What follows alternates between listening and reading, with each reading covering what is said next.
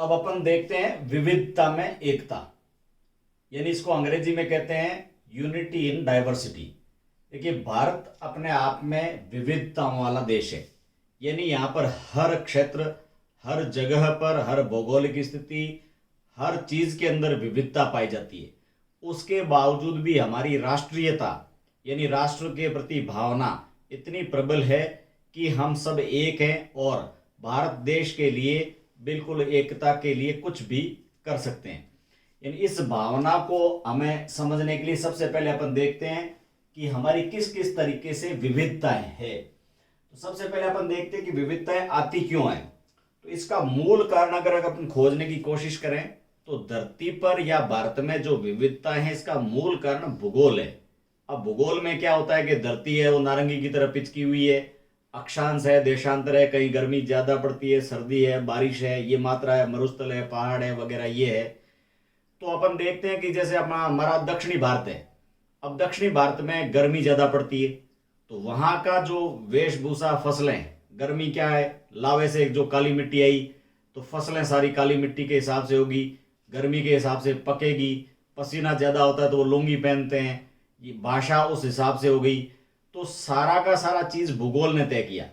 ठीक उसी तरह से पूरा विश्व में भी इसी तरह से कहीं पहाड़ियां हैं, कहीं मरुस्थल है, कहीं पठार है, उस तरह की भाषाएं हैं। ये सब चीजें विविधता के अंदर मूल रूप से जड़ है वो भूगोल है।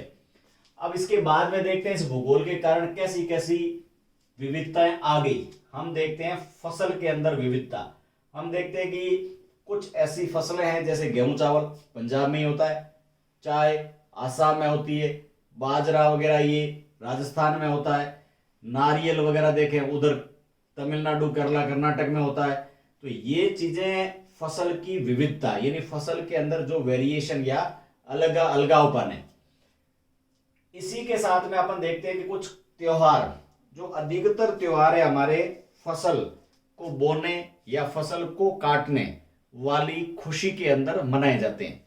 तो हमारे देश के अंदर त्योहार, अब त्योहार या पर्व मनाने के और भी कारण होते हैं, जैसे हमारा धर्म क्या है, हमारा पंथ क्या है, किस तरह से उस त्योहार के ऊपर नृत्य भी अलग अलग तरह के किए जाते हैं, अलग से भी हमारे नृत्य खुशियों के अंदर डांस किए जाते हैं।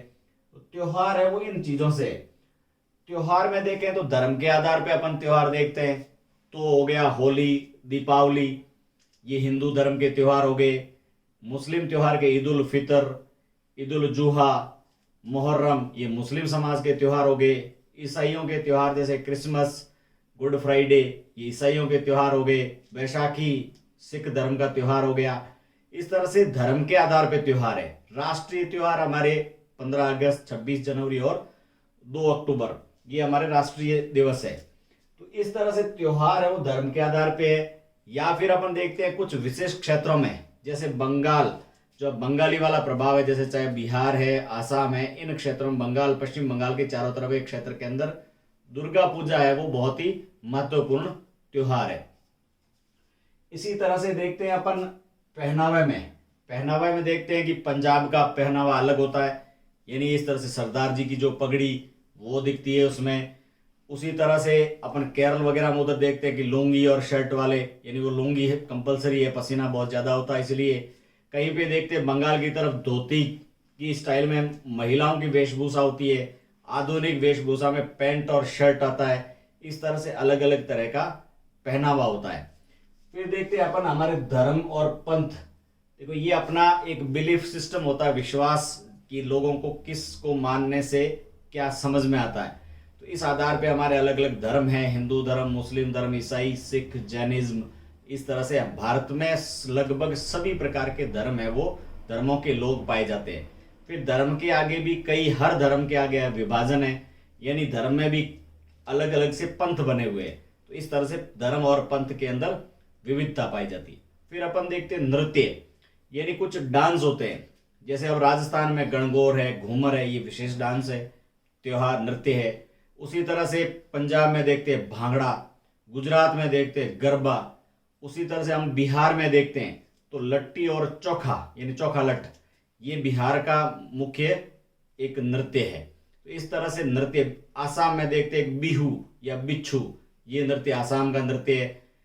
अलग अलग नृत्य है वो, जैसे कच्ची पुड़ी है, जैसे आंध्र प्रदेश का नृत्य है, भरतनाट्यम मुख्य रूप से तमिलनाडु का नृत्य है, ओणम त्योहार मनाते हैं वो केरल का है। तो इस तरह से कुछ विशेषताएं हैं जिसको अपन विविधता के साथ में जोड़ सकते हैं। इसी तरह से आपको राजस्थान बोर्ड की किताब के अंदर एक लिखा हुआ है कि भाषाएं हमारी राजकीय भाषाएं 22 है, यानी हम 8वीं अनुसूची में पढ़ते हैं कि 22 प्रकार की भाषाएं हैं। एक क्वेश्चन पूछा हुआ है कि 10 के नोट के अंदर कितनी प्रकार की भाषाओं में लिखा हुआ है कि 10 रुपए। तो मुख्य रूप से होता है कि हमारी भाषा हिंदी अंग्रेजी में तो होगा ही होगा, हिंदी अंग्रेजी, फिर उर्दू संस्कृत, ये तो है ही है। फिर इसके अलावा क्या होगा, कोंकण जो गोवा में बोलते हैं कोंकणी, मराठी, गुजराती, बंगाली, असमीज, उड़िया, तेलुगु, तमिल, पंजाबी, ये सब भाषाएं कुल मिला के देखें तो 10 के नोट के ऊपर 17 तरह की भाषाएं लिखी हुई है, यानी 17 तरह से लिखा हुआ है 10 रुपए का नोट, यानी 10 रुपए ये चीज लिखी हुई है 17 तरीके से, ये किताब के अंदर ऐसा लिखा हुआ है। हमारी भौगोलिक विविधताओं में देखें तो कहीं नदी नाला पर्वत रेगिस्तान वगैरह इस तरह की विविधताएं पाई जाती है। खान पान में देखें तो गुजरात वाले ढोकला फाफड़ा ये खाते हैं, उसी तरह खमण खाते हैं। राजस्थान के अंदर क्या होता है, राजस्थान में दाल बाटी का चूरमा ये फेमस होता है। उसी तरह से पंजाब के अंदर मक्के की रोटी और सरसों का साग। उसी तरह से बिहार के खान पान को बोलते हैं लिट्टी और चोखा, ये विशेष प्रकार के खान पान है। तो खान पान के अंदर भी हमारी विविधताएं होती है। इसी तरह से अपन एक शब्द आता देखते हैं नृजातीय। नृजातीय का मतलब होता है मनुष्य से संबंधित, जातीयता का मतलब होता है व्यक्तिगत, यानी अपन मनुष्य का जो समाज है वो किस तरह से बना और उसका अध्ययन, यानी समाज का किस किस तरह से पहले था अब कैसे है, और मनुष्य की जो नस्ल है वो किस किस तरह से बढ़ती हुई और आज सेटअप हुई, ये सब चीजें हैं वो नृजातीयता या अंग्रेजी में इसको बोलते हैं एंथ्रोपोलॉजिकल, इस चीज में आती है।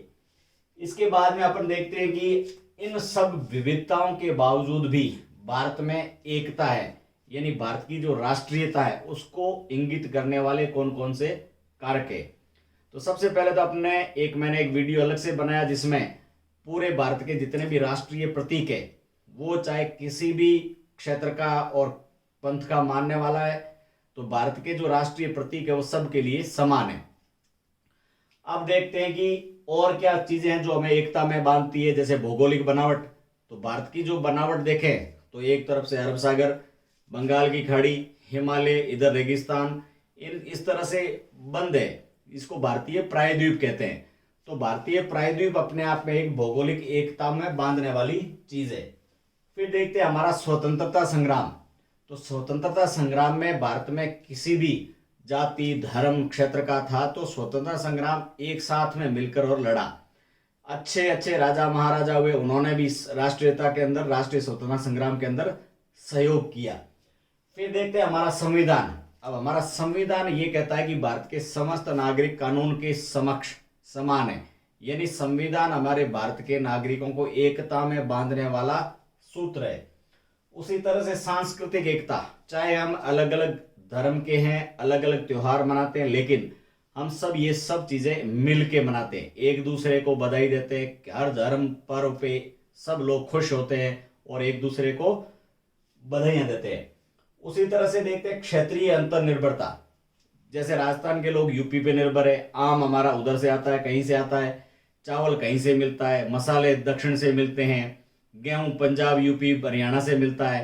तो ये चीजें हमें क्षेत्रीय अंतर्निर्भरता बनाती है कि हमें एक दूसरे के ऊपर निर्भर रहना है और इसके कारण हमारी राष्ट्रीय एकता है। तो ये चीजें शो करती है कि भारत में इतनी विविधताएं होने के बावजूद भी हमारी राष्ट्रीयता है वो सर्वोपरि है, यानी राष्ट्र के प्रति भावना यानी एकता वो है सर्वोपरि।